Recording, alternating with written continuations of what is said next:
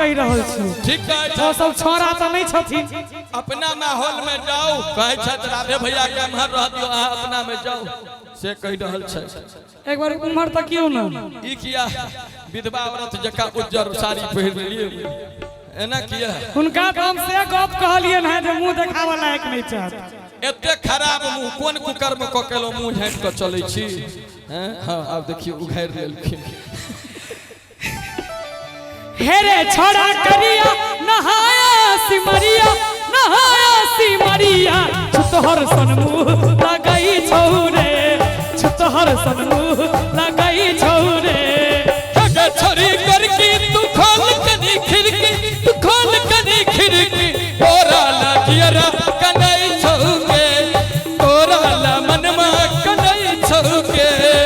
तोरा बाप के नहीं जानै छौ सकरी हाट पर भाटा बेचै छौ। मारबो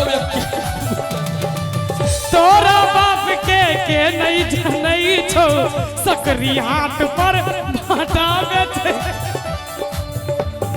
हेरे छोड़ा करिया नहाया सिमरिया नहाया सिमरिया। ताली बजते कर करा के एक बेर चाचा जी खाली मुड़ी डोलेबे की बजेबो करबे हैं। छुतहर सन मुंह लगाई छौरे छुतहर सन मुंह लगाई छौरे। जगह छोरी करके तू खोल कनी खिड़की तू खोल कनी खिड़की तोरे ला मनमा कनै छौके तोरे ला मनमा कनै छौके।